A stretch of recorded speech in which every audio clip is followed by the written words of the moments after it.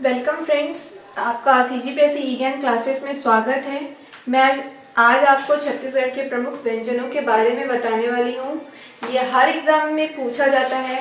हर एक एग्जाम में मैंने इस क्वेश्चंस को देखा है कि छत्तीसगढ़ के जो व्यंजन है उनका नाम दे दिया जाता है और उनका रिलेशन पूछा जाता है कि वो क्या है, कैसे हैं। तो आज हम उसको डिस्कस करते हैं।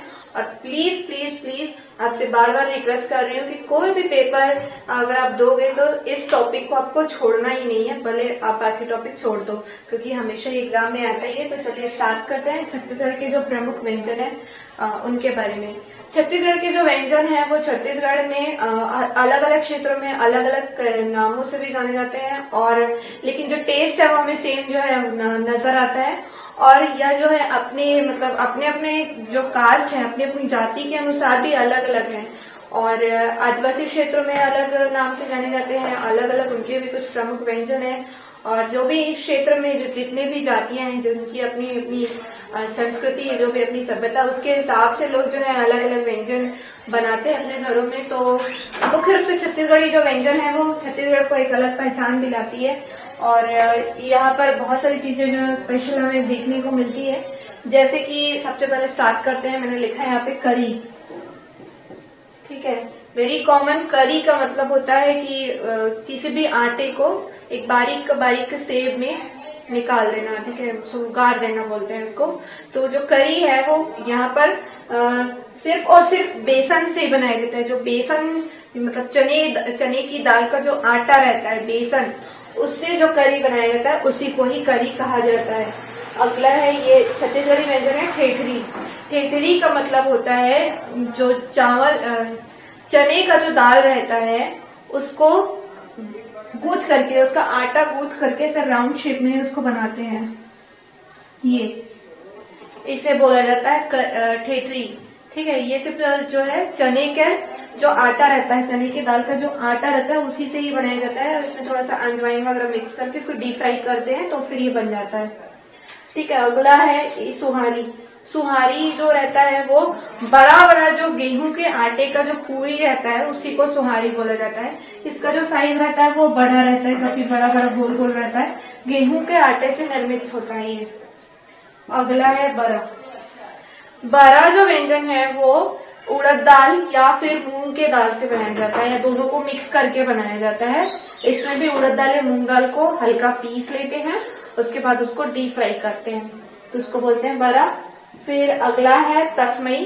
तस्मई जो है वो छत्तीसगढ़ी योग के द्वारा खीर कहा जाता है, या तस्मई कहा जाता है। खीर को ही तस्मई कहा जाता है, और इसमें गुड़ वगैरह भी डाला जाता है, गन्ने का रस वगैरह भी डाला जाता है, और दूध वगैरह, दूध और जो चावल रहता है, पका हुआ चावल, और थोड़े बहुत उसमें ड्राई फ्रूट्स भी डालते हैं, उससे बनाया जाता है तस्मई। ठीक है, तो तस्मई को कैसे याद करोगे कि ये अच्छा खीर जैसा होता है। अगला है खुरमी। खुरमी जो है वो गेहूं के आटे को गुड़ के साथ मिक्स करके पानी में उसको गूंथ करके फिर उसको बनाया जाता है। मीठा व्यंजन होता है ये। ठीक है, व्यंजनों को पूछा भी जाता है कैसा व्यंजन होता है, तो ये होता है मीठा। ठीक है, बड़ा होता है नमकीन। सोहारी भी नमकीन। अच्छा, सोहारी तो कई कई बार मीठा भी रहता है ना, तो इसको दोनों लिखता है। ये नमकीन होता है, और ये इसको या तो फीका बनाते हैं या नमकीन। ठीक है, करी को फीका बनाते हैं तो उसका करी लड्डू भी बना देते हैं। करी लड्डू में करी को ही बांधते हैं गुड़ की चाशनी से, तो वो मीठा बन जाता है। और जब करी में कुछ नमक वगैरह डाल के, कुछ और मसाले वगैरह डाल करके जब उसको बनाया जाता है तो वो नमकीन करी कहलाता है, जिसको सेब में भी डाला जाता है। ठीक है, उसके बाद हम देखते हैं पपची। सबसे पहले तो एक पपची जो है वो एक मीठा व्यंजन है। पपची जो है वो गेहूं आटे से बनाया जाता है। गेहूं आटा को दूध में गूंथा जाता है, और उसमें कुछ भी नहीं डाला जाता है। उसमें अच्छा थोड़ा घी की भी मात्रा डाली जाती है ताकि वो क्रंची बने, और फिर उसके बाद उसको डीप फ्राई करते हैं, और डीप फ्राई करने के बाद उसमें शुगर का मतलब जो शक्कर रहता है उसका चाशनी बना करके उसको, जैसे हम जलेबी को डीप फ्राई करते हैं, और आपने देखा होगा कि जलेबी जब बन जाती है तो उसको चाशनी में डुबा करके निकालते हैं, वैसे ही इसको पपची को ये क्या करते हैं, जब ये बन जाता है गोल गोल बनाते हैं इसको, और जब ये बन जाता है तो इसको डीप फ्राई करते हैं चाशनी में। तो चाशनी की जो परत रहती है इसके ऊपर चढ़ जाती है, अंदर से फीकी रहती है और बाहर जब चाशनी की परत चढ़ जाती है तो ये मीठी हो जाती है। ठीक है, फिर देखते हैं अरिसा। बहुत बहुत स्वादिष्ट होता है ये अरिसा, मुझे बहुत फेमस पसंद है ये, और छत्तीसगढ़ में बहुत फेमस है अरिसा।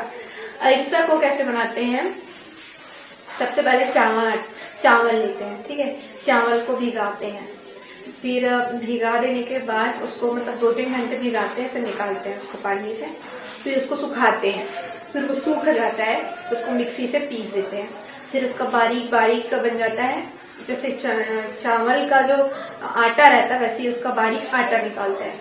फिर उस आटे में घी और जो भी आपको डालना है वो सब डाल करके उसको गूंथते हैं, फिर उसको डीप फ्राई करते हैं। बहुत टफ होता है, ये बनता नहीं है, लेकिन मतलब ये जो व्यंजन है बहुत स्वादिष्ट होता है, इसलिए बहुत बनाया जाता है। और इस अरिसा को बहुत सारे पर्व में, विशेष रूप से छत्तीसगढ़िया लोग हर पर्व में लगभग इसको मनाते ही हैं, जैसे कि आपका जैसे फागुन का जैसे त्योहार आता है, होली का जो त्योहार आता है उसमें मनाया जाता है, दिवाली के त्योहार में बनाया जाता है, बहुत टेस्टी लगता है, इस वजह से इस व्यंजन को बनाया जाता है अरिसा को। ये कई बार पूछा जा चुका है, ये सिर्फ और सिर्फ मीठा रहता है, ये नमकीन कभी नहीं रहता, मीठा रहता है। ठीक है, फिर देखते हैं हम दहरोरी। देखो यहाँ के लोग जो थे वो पुराने जमाने के लोगों की अगर हम बात करते हैं, करीब 20 साल पहले की अगर हम बात करते हैं, तो यहाँ के लोग जो थे वो ज्यादातर कृषि करते थे और साथ ही साथ पशुपालन भी करते थे। लोगों के घर बहुत गाय रहती थी, गाय बैल जो भी बहुत पालते थे, तो क्या होता था सभी के घर भरपूर मात्रा में दूध बहुत रहता था, तो दूध का निकालते थे खोया, फिर खोए से बनाते थे सुखोआ, थोड़ा सा गेहूं आटा और थोड़ा सा सूजी आटा मिला करके गोल गोल बना लेते हैं लोई, फिर उसके बाद उसको डीप फ्राई करते हैं, फिर उसको चाशनी में डुबा देते हैं, फिर जो निकलता है उसको बोलते हैं दहरोरी। दहरोरी को ही देसी रसगुल्ला कहते हैं। ठीक है, दहरोरी को ही देसी रसगुल्ला कहते हैं।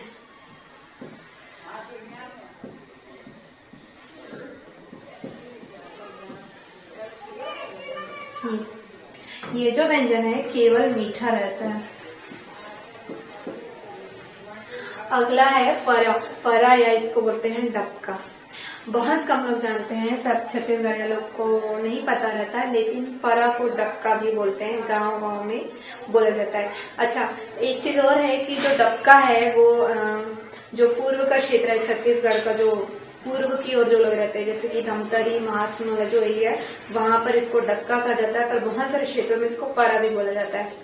फरा जो रहता है चावल के आटे को, है ना, चावल के आटे में थोड़ा सा पका हुआ चावल मिलाते हैं, उसको एकदम कड़ा गूंथते हैं, तो छोटा छोटा ऐसा शेप बनाते हैं, ये छोटा छोटा।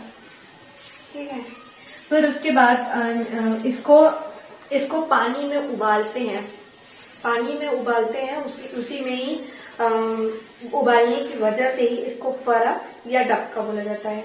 ये जो व्यंजन रहता है नमकीन और मीठा दोनों प्रकार का बनता है। इसमें जो गुड़ नहीं, इसमें गन्ने का रस डाल देते हैं, सीधा गन्ने का रस डाल करके बनाते हैं। ये जो व्यंजन रहता है वो मीठा और नमकीन दोनों होता है।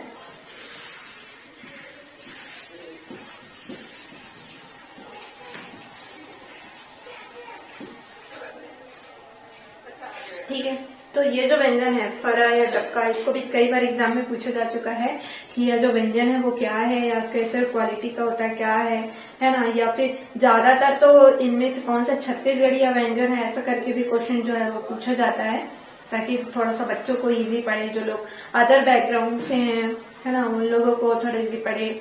इस वजह से इस तरीके के क्वेश्चन पूछे जाते हैं। तो ये जो वेरी इंपॉर्टेंट जो छत्तीसगढ़ के व्यंजन है वो मैंने बताया। अब हम आगे का देखते हैं। अब अगला हम देखते हैं चौसेला। ठीक है, चौसेला जो रहता है चावल के आटे की पूरी को ही कहा जाता है। इसको भी चावल के आटे को गूंथ करके अच्छा, चावल के आटे को गर्म पानी में ही गूंथा जाता है क्योंकि वो ऐसे में बन नहीं पाता है, तो उसको फिर डीप फ्राई करते हैं, तो उसको बोलते हैं चौसेलर, पूरी की तरह होता है। फिर आता है चीला। चीला को क्या करते हैं, चावल के आटे को पतला सा घोल लेते हैं, उसके बाद फिर जो तवा रहता है उसमें डाल देते हैं, जैसे डोसा वगैरह रहता है ना, उसी तरीके से इसको डालते हैं और फिर ये बन जाता है चीला। चीला जो है बहुत अधिक फेमस है। छत्तीसगढ़ जो था वो मुख्य रूप से यहाँ पे धान का उत्पादन था सर्वाधिक। इसी वजह से क्या होता है, इस क्षेत्र में चावल का जो आइटम रहता है, मतलब चावल के खाने की जो व्यंजन है वो ज्यादा बनाया जाता है, और बहुत सारे व्यंजन जो है वो चावल के आटे से ही बनाया जाता है। ठीक है, उसके बाद देखते हैं हम भाजिया। भाजिया जो है वो चना का जो दाल है ना, उससे बनाया जाता है। इसको पतला सा घोल बना लेते हैं, उसके बाद उसमें सब चीज जो भी आपको डालना है इंग्रेडिएंट्स वो डाल करके इसको डीप फ्राई करते हैं। फिर देखते हैं हम अंगाका। ये बहुत ज्यादा छत्तीसगढ़ी लोग बहुत ज्यादा खाते हैं इसको। चावल रोटी भी बोलते हैं या अंगाका रोटी भी बोलते हैं। जो रात का बचा हुआ जो चावल रहता है उसमें चावल आटा को मिलाते हैं और उसके बाद टाइटली उसको गूंथ करके उसको मोटा सा रोटी बनाते हैं, उसको बोलते हैं अंगाका रोटी। ठीक है, फिर अगला देखते हैं हम करी लड्डू। करी लड्डू जो है वो मैंने सबसे पहले करी के बारे में ही बताया था। तो जब करी का जो लड्डू रहता है उसको करी को हम करी को हम जो गुड़ रहता है, गुड़ की जो चाशनी रहती है उसमें लपेट करके लड्डू जैसा शेप बना लेते हैं, उसको बोलते हैं करी लड्डू। ये जो व्यंजन रहता है मीठा रहता है। फिर देखते हैं भुक्का लड्डू। या देखो, छत्तीसगढ़ी में लड्डू मतलब होता है लाडू, है ना। तो जो भुक्का रहता है वो कैसे बनाते हैं, जो हमारा जो वो रहता है ओखरा बोला जाता है, मतलब लाई रहता है, उसमें मीठा गुड़ डाल देते हैं तो बनता है ओखरा। उस ओखरे को फिर लड्डू बनाते हैं तो उसको बोलते हैं भुक्का लड्डू। ठीक है, फिर देखते हैं फेनी। फेनी जो है वो मुख्य रूप से मैंने देखा है कि जो कुर्मी जाति के लोग हैं वो लोग ज्यादातर बनाते हैं। ये जो सबसे पहले तो फेनी जो है एक मीठा व्यंजन है, और फेनी को हम जो चावल को भिगा करके फिर चावल को पीस करके उसका आटा बनाया जाता है। फिर उस आटे को जो रखिया रहता है, ये सेम जैसे कद्दू रहता है ना, उसी तरह से व्हाइट कलर का रखिया रहता है, रखिया बोलते हैं उसको। उसकी जो करी रहती है, मतलब उसके अंदर का जो मटेरियल रहता है उसको पीस के करी निकालते हैं। फिर वो करी रहता है उसको और उस आटे को मिक्स करके उसको फिर डीप फ्राई करते हैं। फिर उसके बाद डीप फ्राई करने के बाद फिर उसको जो चाशनी रहता है उसमें फिर डुबा करके निकालते हैं। तो बनने के पहले ये फीका रहता है, फिर बाद में जब उसमें चाशनी में डीप करते हैं तो वो हो जाता है मीठा। ठीक है, तो ये हो गया फेनी। फिर अगला देखते हैं पीड़िया। इस व्यंजन के बारे में बहुत कम लोग जानते हैं। ये स्पेशली कुर्मी जाति के लोग हैं, उन्हीं के द्वारा बनाया जाता है, बहुत सारे लोगों के द्वारा बनाया जाता है वैसे तो ये, पर इसका अलग अलग विधि है। सभी जातियों में इसको अलग अलग विधि से बनाया जाता है। कोई जाति जो है इसको गेहूं के आटे से बनाते हैं, कोई लोग जो प्योर खोए से बनाते हैं, और कोई लोग जो दोनों को मिक्स करके बनाते हैं। तो ये भी व्यंजन जो है वो पीड़िया खा जाता है। ये भी मतलब छत्तीसगढ़ी व्यंजन है और बहुत बहुत अधिक बनाया जाता है, खासकर दीपावली जैसे पर्व पर इसको बनाया ही जाता है। फिर देखते हैं अगला कठवा। कठवा जो व्यंजन है वह गेहूं के आटे को आपका जो गेहूं का जो आटा रहता है उसको गुड़ की चाशनी रहती है, गुड़ या फिर गुड़ की चाशनी से मिला करके आटा गूंथ करके उसको डीप फ्राई करते हैं। ये जो कठवा रहता है ये भी मीठा रहता है, पीड़िया भी मीठा रहता है। ठीक है, उसके बाद देखते हैं, इसको बोलते हैं मुठिया, है ना। मुठिया क्या होता है, जैसे हमने फरा के बारे में हमने पढ़ा कि जो फरा रहता है वो चावल का आटा और चावल पका हुआ जो चावल का दोनों को मिक्स करके बनाते हैं, छोटा छोटा उसको बेलते हैं, फिर इसके बाद उसको गर्म पानी में पकाते हैं, है ना। वैसे ही मुठिया का जो शेप रहता है काफी बड़ा रहता है, कम से कम ये इतना बड़ा रहता है, ऐसे बड़ा सा रहता है और मोटा सा रहता है। फिर इसको भी ऐसे गर्म पानी में पकाते हैं, है ना, मोटा मोटा पकाते हैं और जब बड़ा सा रहता है और इसको हाथ से ही बेला जाता है। और ये जो व्यंजन रहता है वो भी नमकीन या मीठा दोनों रहता है। अगर आप इसको मीठा बनाना चाहते हो तो फिर इसमें गन्ने का जो रस रहता है वो मिला दिया जाता है। तो ये भी एक छत्तीसगढ़िया व्यंजन है। अगला हम देखते हैं पान रोटी। बहुत स्वादिष्ट होता है ये पान रोटी। ये जो रोटी है वो पत्ते को लपेट कर बनाया जाता है। पान मतलब होता है पत्ता। पत्ता जो है वो मतलब एक हिसाब से बोलो अंगाका रोटी रहता है, और अंगाका रोटी के ऊपर लपेटते हैं केले का पत्ता या परसा पान बोलते हैं वो, और उसके बाद फिर उसको पकाते हैं आग में और फिर बन जाता है पान रोटी। ठीक है। फिर देखते हैं बूंदी लड्डू। जो बेसन का आटा रहता है उसको पतला सा घोल करके बनाते हैं बूंदी, और उसी बूंदी को फिर उसमें जो आपका गुड़ रहता है, गुड़ का जो चाशनी रहता है उसमें बांध करके लड्डू बनाते हैं। अच्छा, इसके बीच में इस लड्डू के बीच में भरा जाता है प्रसाद, या फिर उसमें अच्छा प्रसाद ही भरा जाता है, लेकिन प्रसाद जो है वो खोवे का भी बना रहता है, पूरा खोवे का बना देते हैं। तो ये भी जो लड्डू है वो छत्तीसगढ़ का एक पारंपरिक व्यंजन है। फिर देखते हैं धसका।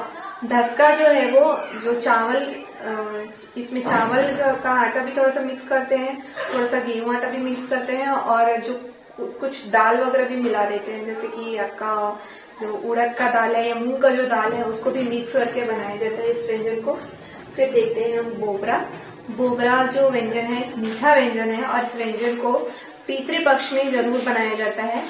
इस व्यंजन को गेहूं के आटे को घोल करके पानी में अच्छा सा मतलब पतला सा घोल करके फिर इसको इसमें घोल में गुड़ वगैरह भी मिला देते हैं, और फिर उसके बाद उसको सीधा ऑयल में डालते हैं। तो फिर वो एक जैसे मतलब चीले की तरह बनता है। ये जब हम ऑयल में डालते हैं तो बड़ा बड़ा सा चीले की तरह बनता है, इसको बोलते हैं बोबरा। ठीक है। फिर अगला देखते हैं हम गुलगुला। गुलगुला जो है वो गेहूं के आटे में ही गुड़ को डाल करके जैसे भजिया रहता है उसी तरीके से इसको बनाया जाता है, डीप फ्राई करते हैं। तो गुलगुला भजिया बोला जाता है। ये मीठा व्यंजन होता है और यह भी पितृपक्ष में विशेष रूप से बनाया ही जाता है। फिर अगला देखते हैं हम तिखुर। तिखुर जो है वो एक जंगली कंद जो रहता है उससे निकाला जाता है और फिर इसको बनाया जाता है। इसको दो तरीके से बनाया जाता है। तो इसको सीधा एक मतलब पानी की तरह पतला सा एक घोल भी बना लेते हैं, मीठा बनाते हैं इसको, और या तो फिर इसको अच्छे से पका करके गाढ़ा जब घोल तैयार हो जाता है इसका, तो उसके बाद इसको थालियों में डाल करके फिर इसको सुखा देते हैं, तो इसका तिखुर बनता है। फिर अगला देखते हैं हम सिंघाड़ा। सिंघाड़ा जो है वो एक फल कंद होता है जो तालाबों या फिर किसी भी मतलब पानी वाली जगह में बोया जाता है। फिर सिंघाड़ा जब सूख जाता है तो उसके अंदर का जो बीज रहता है, सिंघाड़े का जो बीज रहता है, उसको पीस करके उसके पाउडर को सिंघाड़ा व्यंजन बनाया जाता है। उसको मतलब पानी में घोल करके फिर उसको अच्छे से गाढ़ा जब वो तैयार हो जाता है तो फिर उसको थाली में डाल करके सुखाते हैं। तो ये होगा सिंघाड़ा।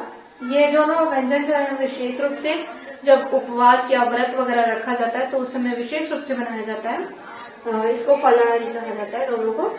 फिर आता है इड़हर।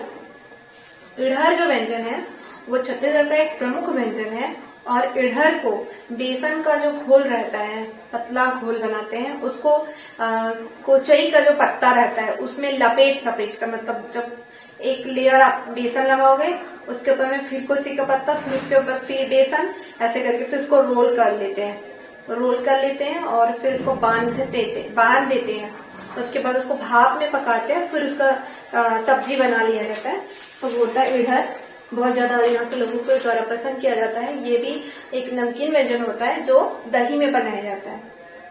फिर देखते हैं बफौरी। ठीक है। बफौरी को क्या करते हैं हम, जो उड़द का दाल रहता है उसको पीस करके उसका गोल मतलब उसको गोल शेप दे दिया जाता है, और फिर उसको सीधा उबलते हुए पानी में डाला जाता है। ठीक है। फिर उसके बाद उसको निकालते नहीं, उसी पानी में डाल देता है, और फिर उसी में ही सारे मसाले वगैरह डाल के इसका सब्जी बना लिया जाता है। फिर देखते हैं पेज।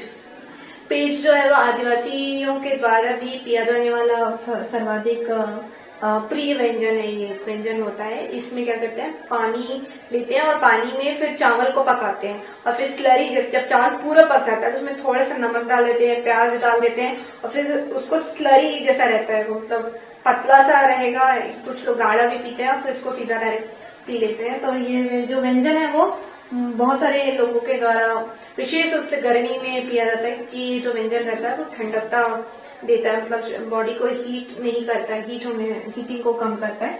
इस वजह से इस पेज व्यंजन को विशेष रूप से पिया जाता है।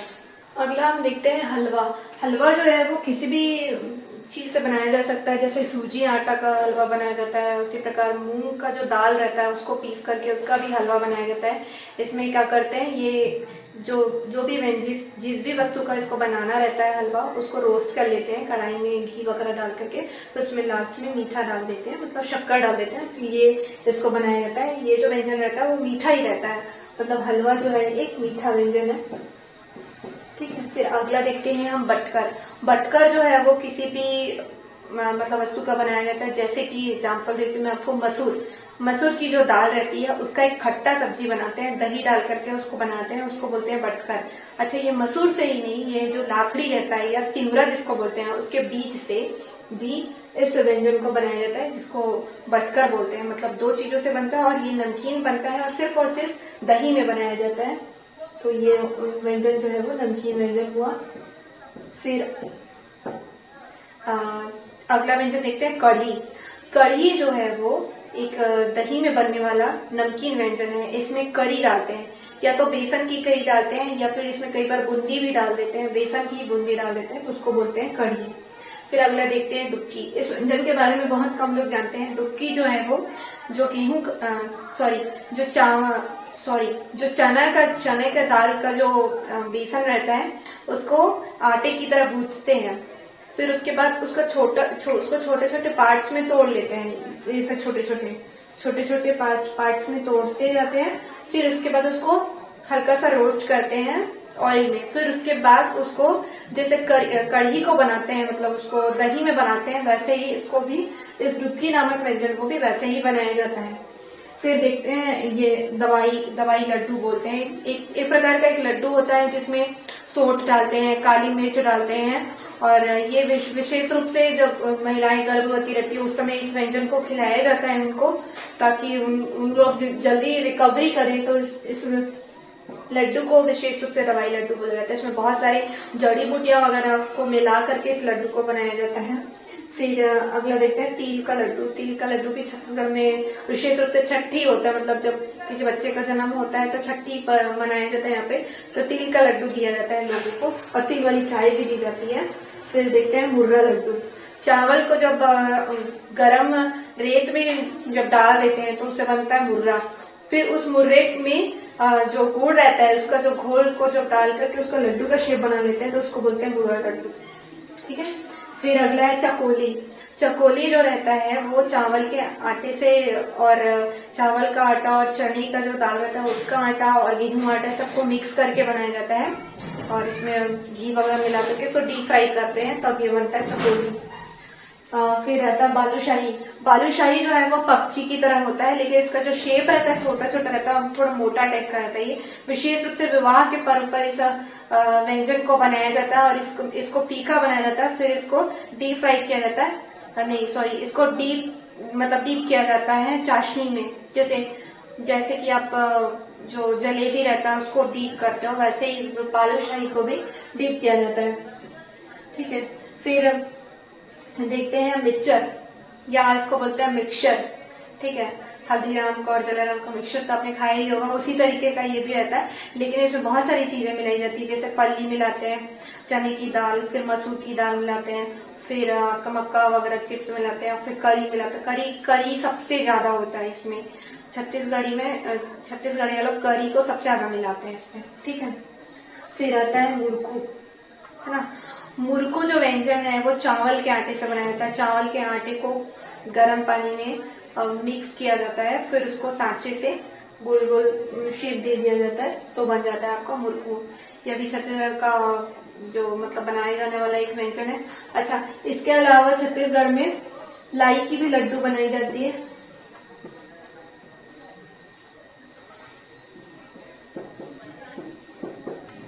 ठीक है।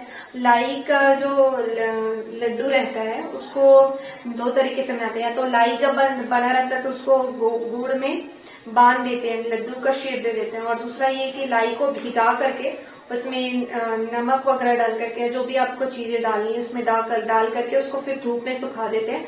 फिर जब वो सूख जाता है तो उसको डीप फ्राई करते हैं। तो ये भी जैसे हम मुर्गू को डीप फ्राई करके बाद में खाते हैं, है ना, वैसे ही जो लाई का जो लड्डू रहता है उसको भी बाद में, मतलब जब ये सूख जाता है अच्छे से धूप में, तो उसके बाद उसको डीप फ्राई करके खाते हैं।